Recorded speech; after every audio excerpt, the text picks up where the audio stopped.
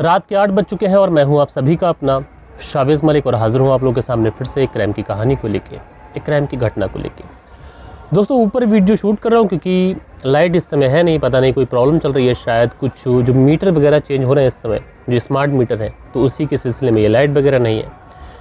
तो ऊपर वीडियो बनाने के लिए आया तो बहुत ज़्यादा शोर शराबा है और शायद कहीं पर कोई शादी समारोह है। तो चलो अच्छी बात है, अगर किसी के यहाँ शादी समारोह है तो वो जश्न मनाएगा ही।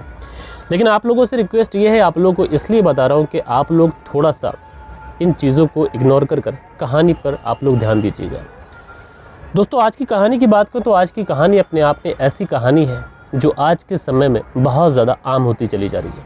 दोस्तों एक पहले का दौर था, पहले के दौर के अंदर अगर किसी के साथ में कोई अनैतिक रिश्ते होते भी थे, कोई किसी से प्यार मोहब्बत करता भी था, किसी के साथ में कोई अफेयर होता था, और अगर किसी को ये चीज़ें पता चल भी जाती थी तो ये चीज़ें बहुत ज़्यादा छुपा के रखी जाती थी ताकि किसी को पता ना चले। अगर कोई किसी को पता चल भी गया धोखे में तो भला कोई क्या सोचेगा, इज्जत जाएगी।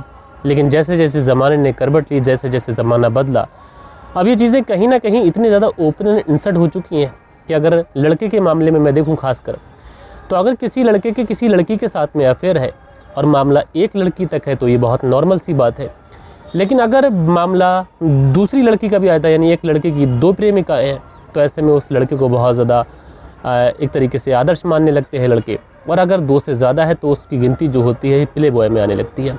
और बहुत सारे लोग जाते हैं उससे टिप्स लेते हैं कि भैया किस किस तरीके से आप ये सब कुछ कर लेते हैं। यानी आज के ज़माने में जो जितना लड़कियों का या फिर कोई लड़की जो है वो किसी लड़के का अगर शोषण करती है तो उसका उतना ही नाम, उतनी ही मकबूलियत है। और अच्छा ऐसा नहीं है कि ये सिर्फ़ और सिर्फ लड़कों में ही हो, ये आजकल की लड़कियाँ भी इसमें बढ़ चढ़ कर हिस्सा ले रही हैं। तो इस तरीके से आज के ज़माने में हो रहा है। और आज की जो कहानी है ये एक ऐसे ही लड़के की कहानी है दोस्तों, जिसको इस बात पर घमंड था कि वो जिस लड़की को चाहे उस लड़की को अपनी प्रेमिका बना सकता है, चाहे वो गैर शादीशुदा हो या फिर शादीशुदा हो। इसी तरीके से वो महिलाओं का शारीरिक शोषण करता रहता है, लेकिन अंततः एक लड़की के अफेयर की वजह से, उस लड़के की इन्हीं सारे चक्करों की वजह से अंत में उसका कत्ल हो जाता है। तो ये पूरी कहानी सिलसिलेवार तरीके से दोस्तों मैं आप लोग को सुनाऊंगा, लेकिन आप लोगों से हाथ जोड़कर रिक्वेस्ट ये है कि इस चैनल को दोबारा बनाने में, इस चैनल की रीच बनाने में, इस चैनल को दोबारा से बिल्डअप करने में आप लोग अपना सहयोग दिखाएं। और जितने भी लोग वीडियोस पे आते हैं 100 के 100% लोग लाइक करें वीडियो को, और ये मैं आप लोगों से हाथ जोड़कर निवेदन करता हूं। तो चलते हैं फिर सीधा इस कहानी का रुख करते हैं। दरअसल दोस्तों बात करें अगर आज की इस घटना की, तो आज की इस घटना की शुरुआत होती है उत्तर प्रदेश के लखनऊ से। और उत्तर प्रदेश में एक थाना लगता है, महानगर थाना। दरअसल मैं बात कर रहा हूँ 5 मई साल 2023 की। और इसी 5 मई साल 2023 को लखनऊ के पीसीआर पर, जो पुलिस की पीसीआर वैन होती है, वहाँ पर एक कॉल आता है। और कॉल करने के बाद में एक व्यक्ति बताता है कि साहब मैं कुकरेला बांध के पास से बोल रहा हूँ और यहाँ पर एक व्यक्ति की डेड बॉडी पड़ी हुई है। लिहाजा जो पीसीआर वैन होती है वहाँ पर जो पुलिसकर्मी अपनी ड्यूटी पर होते हैं वो पूछते हैं कि कौन सा थाना लगता है, तो बताया जाता है कि महानगर थाना लगता है। इसलिए महानगर थाने में कॉल किया जाता है, इंस्ट्रक्शन दिए जाते हैं कि फला फला जगह पर एक डेड बॉडी पड़ी हुई है, आप लोग चले जाइए। लिहाजा जो महानगर थाने के इंस्पेक्टर साहब होते हैं प्रशांत मिश्रा जी, वो अपनी टीम को लेते हैं और मौके वारदात वाली जगह पर पहुँच जाते हैं। लेकिन दोस्तों जहाँ पर डेड बॉडी पड़ी हुई थी, जाने के बाद में प्रशांत मिश्रा जी जो कि इंस्पेक्टर थे वहाँ पे लोगों को हटाते बचाते हैं। और इसके बाद में जो डेड बॉडी होती है उस डेड बॉडी को देखते हैं तो वाकई दोस्तों डेड बॉडी को देखने के बाद में वो चौंक जाते हैं, क्योंकि जो डेड बॉडी थी वो कुछ इस तरीके से पड़ी हुई थी कि उन्होंने इस तरीके का कत्ल देखा नहीं था। क्योंकि इंस्पेक्टर हैं तो इस तरीके के मामले ऑलरेडी उन्होंने पहले भी देखे होंगे, लेकिन यहाँ पर जो डेड बॉडी थी वो अलग तरीके से पड़ी हुई थी। दरअसल मरने वाला जो व्यक्ति था उसका गुप्तांग यानी कि प्राइवेट पार्ट काट लिया गया था, जो कि डेड बॉडी के पास ही पड़ा हुआ था। साथ के साथ इस व्यक्ति के सर को एक साइड से कुचल दिया गया था, दूसरी साइड का जो सर का हिस्सा था बिल्कुल सुरक्षित था। एंड उसके अलावा भी इस डेड बॉडी के ऊपर चाकुओं से अनगिनत वार किए गए थे। यानी देखने से ही ऐसा पता चल रहा था कि जो भी कत्ल करने वाला व्यक्ति था उसने इस व्यक्ति का बड़ी ही खुन्नस के साथ में कत्ल किया है, क्योंकि आमतौर पर नॉर्मल कत्ल तो इस तरीके के नहीं होते। लिहाजा फिर क्या था, पुलिस वाले उस डेड बॉडी को अपनी कस्टडी में लेकर सीधा पोस्टमार्टम के लिए भेज देते हैं। अब पहली बात तो पुलिस वालों का जो जहन था वो इस तरफ जा रहा था कि जिसने भी कत्ल किया है वो कत्ल दुश्मनी में किया जा सकता है। लेकिन दूसरा जहन पुलिस वालों का ये भी जा रहा था कि ये भी हो सकता है कि जिसने कत्ल किया हो वो कोई सीरियल किलर हो, मानसिक रूप से बीमार जो लोग होते हैं वो इस तरीके की हत्याएं करते भी हैं। तो दोनों तरफ पुलिस का जहन तो जा रहा था, लेकिन सबसे पहले पुलिस के लिए जो मुश्किल टास्क था वो मुश्किल टास्क ये था कि इस डेड बॉडी की शिनाख्त हो। कम से कम डेड बॉडी की शिनाख्त होगी, उसके बाद में जो पुलिस वाले थे वो कत्ल के मोटिव तक पहुँचेंगे, और मोटिव तक अगर पहुँच जाएंगे तो जो कातिल होगा ये पुलिस की गिरफ्त से ज़्यादा दूर भाग नहीं सकता। लिहाजा उसके बाद में पुलिस वाले जो होते हैं इस डेड बॉडी के जो फोटोग्राफ्स वगैरह सब कुछ लेते हैं, और आस पड़ोस के जितने भी थाने होते हैं उन सारे ही थानों के अंदर ये सूचना भिजवा दी जाती है कि इस तरीके से महानगर में जो कुकरेला बांध है वहाँ पर एक डेड बॉडी मिली है, ये उसका फोटोग्राफ्स है, ये उसकी डेड बॉडी का जो एक तरीके से स्ट्रक्चर है वो सब कुछ है। लिहाजा उसके बाद में सारी ही चीज़ें पुलिस वाले ऑलरेडी भेज कर इंतज़ार कर रहे थे कि कोई आए डेड बॉडी को क्लेम करे, उसके बाद में हम लोग कातिल तक पहुँचे। इधर जो पोस्टमार्टम की रिपोर्ट होती है, ये पोस्टमार्टम की रिपोर्ट आई थी, यानी 1 से 2 दिन का समय गुजर जाता है, और पोस्टमार्टम की रिपोर्ट में ये बहुत क्लियरली मेंशन था कि यानी जो हत्या की गई है बहुत ज़्यादा बेरहमी के साथ में की गई है। पहले तो इस व्यक्ति के जिस्म पर कई सारे चाकू मारे गए, उसके बाद इसके सर को कुचला गया, और उसके बाद जब ये व्यक्ति बेहोशी के आलम में था तब उसके प्राइवेट पार्ट को काट लिया गया। लिहाजा पुलिस वालों को उस पोस्टमार्टम की रिपोर्ट में ये बहुत क्लियरली पढ़ने में आ जाता है कि इस व्यक्ति की हत्या करने में लगभग आधा से पौन घंटे का आसपास का समय लगा होगा।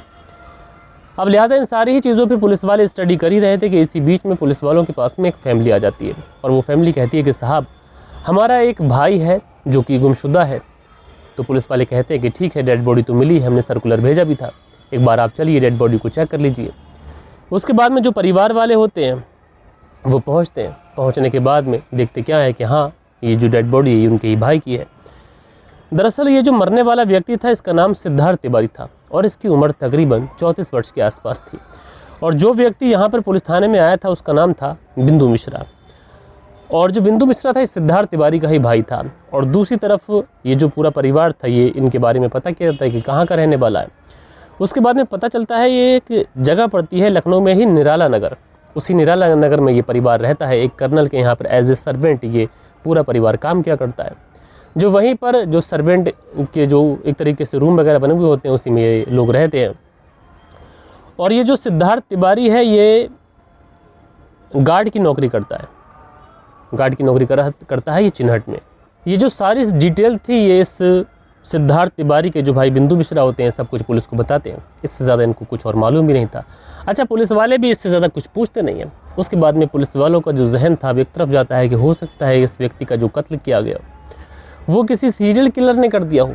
लेकिन पुलिस वाले पहले सोचते हैं कि चलो ठीक है, घर वाले मिल गए तो एक बार दुश्मनी के एंगल पे भी खंगाल लेते हैं, हो सकता है कि परिवार वाले कुछ बता दें जहाँ से कोई क्लू मिल जाए, उसके बाद में इस केस का खुलासा हो सके। लिहाजा उसके बाद में जो पुलिस वाले होते हैं ये इस सिद्धार्थ तिवारी के जो भाई होते हैं बिंदु मिश्रा, इनसे पूछताछ करते हैं, इनसे पूछते हैं कि तुम्हारी किसी से कोई दुश्मनी हो, कोई रंजिश हो, या फिर तुम्हें किसी के ऊपर कोई शक हो तो हमें बताओ।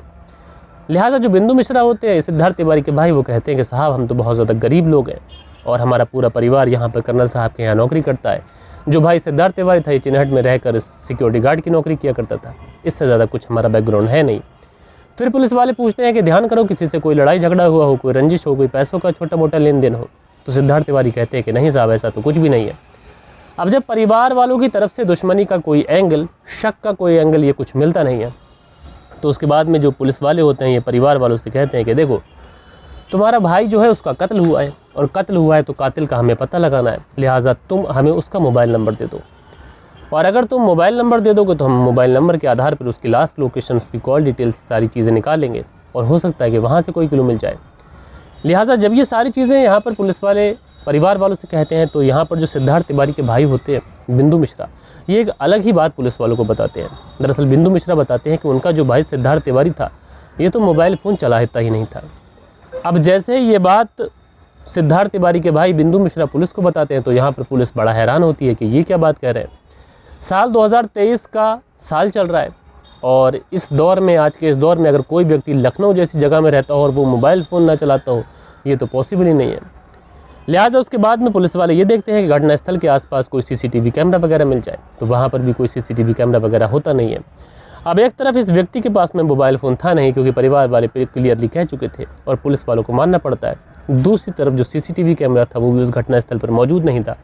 अब पुलिस वाले इस कश्मकश में थे कि आखिरकार ये केस सुलझेगा तो फिर सुलझेगा कैसे। अब घर वालों से जब कुछ मिलता नहीं है तो उसके बाद में पुलिस वाले एक काम करते हैं, आस पड़ोस के एरिया के जितने भी लोग होते हैं उन सारे ही लोगों से इस सिद्धार्थ तिवारी के नेचर के बारे में पता किया जाता है कि एक ऐसा नेचर था इसका, किसी से कोई लड़ाई झगड़ा हुआ था, कोई प्रेम प्रसंग वाला मामला था।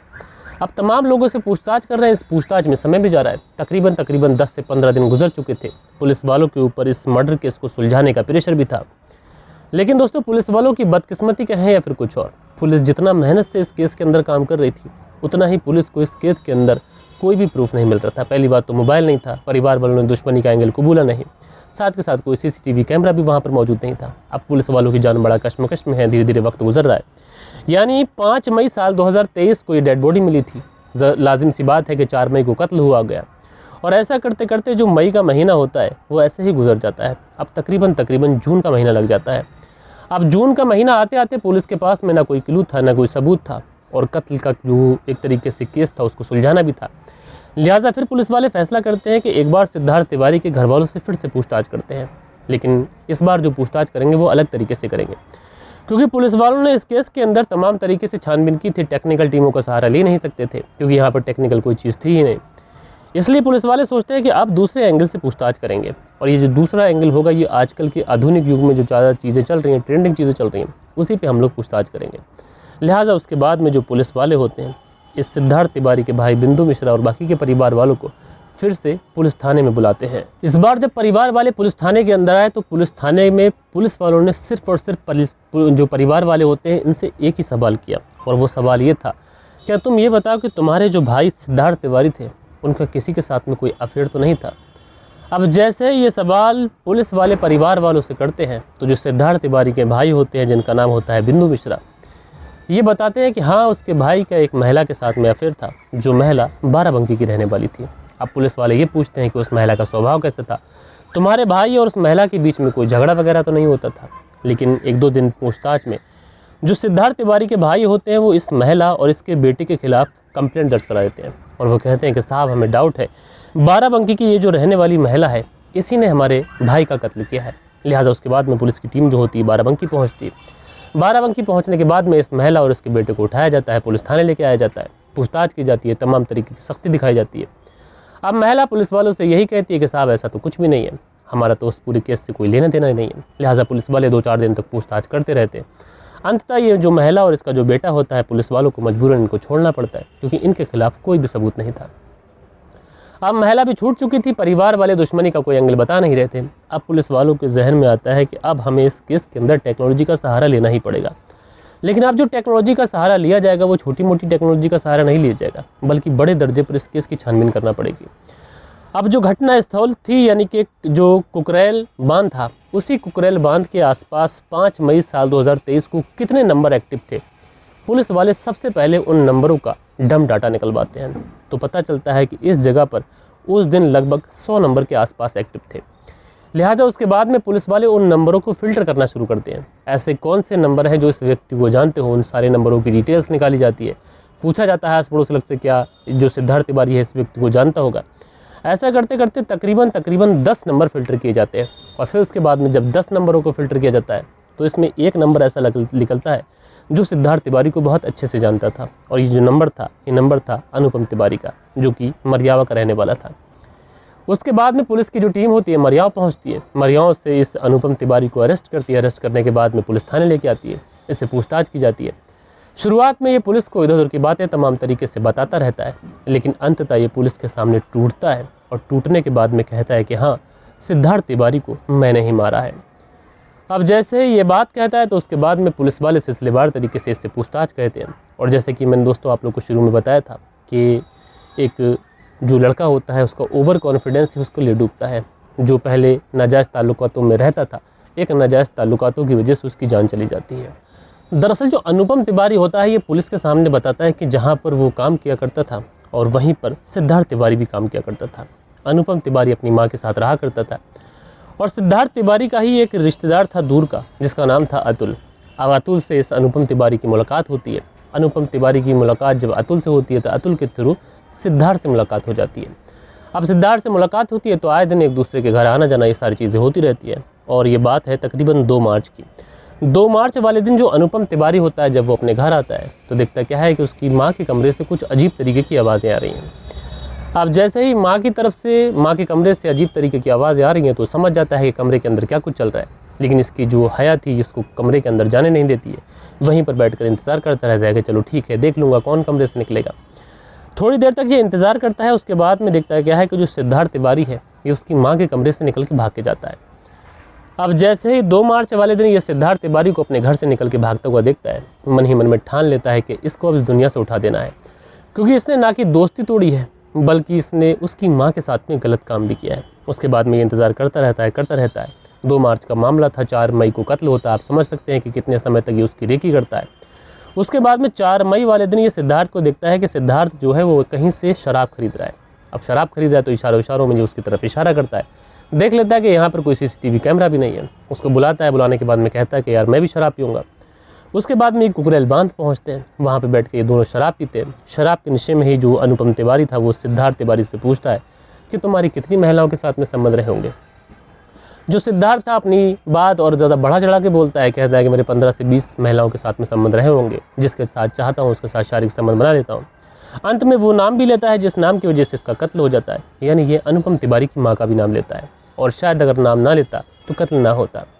अब जैसे ही उसका नाम लेता है उसके बाद में जो अनुपम तिवारी था ये अपनी जेब से चाकू निकालता है, उसके पेट में 3-4 बार चाकुओं से करता है। उसके बाद उसके प्राइवेट पार्ट को काट लेता है और उसके सर को पत्थर से कुचल कर वहाँ से 9-11 हो जाता है। बहरहाल दोस्तों, आप लोगों ने देखा कि एक शख्स जो कि महिलाओं के साथ में शारीरिक संबंध बनाने को अपना हुनर समझता है। अगर मैं कहूँ तो यहाँ पर अनुपम तिवारी तो कसूरबार है ही है, लेकिन साथ के साथ जिसका कत्ल हुआ वो भी बराबर का कसूरबार है।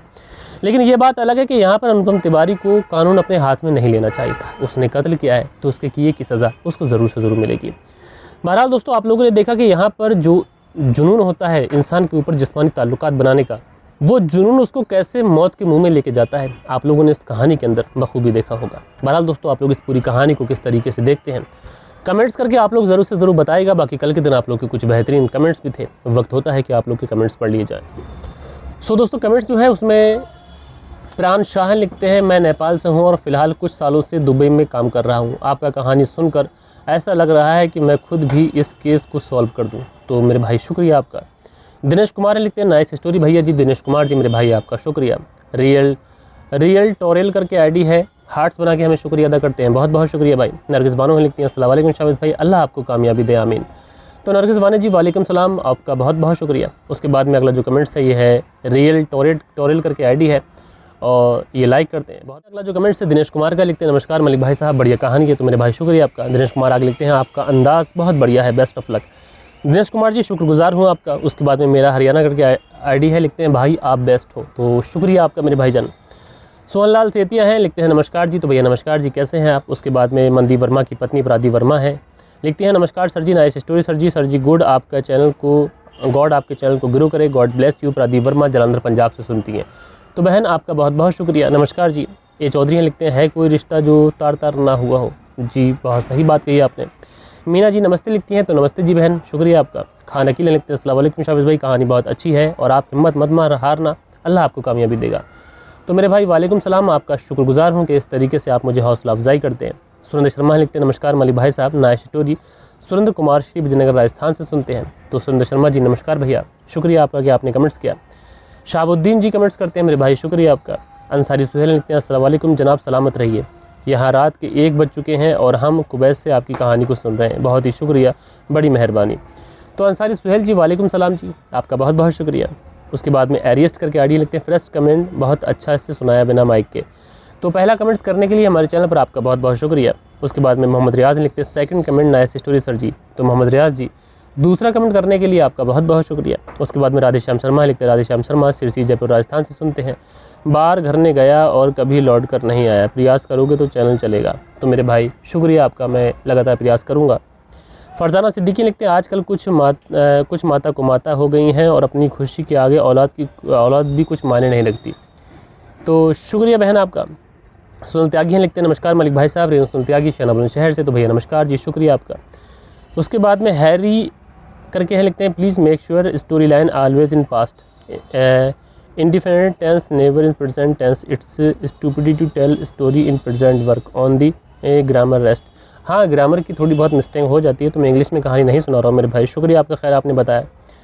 शरीन शर्मा लिखते हैं, शावेज भाई लगे रहो, परमात्मा को जो देना है हर हाल में देता है, समय बदलेगा सब सही होगा। जी मेरे भाई शुक्रगुजार हूँ आपका हिम्मत बढ़ाने के लिए। दिनेश कुमार जी, रियल टोरेल जी, दिनेश कुमार जी और MD कलीम जी, आप सभी लोगों का बहुत बहुत शुक्रिया। तो दोस्तों ये थी कहानी और ये थे आप लोगों के कुछ बेहतरीन से कमेंट्स। आशा करता हूँ कि आज की कहानी आप लोग को ज़रूर से ज़रूर पसंद आई होगी।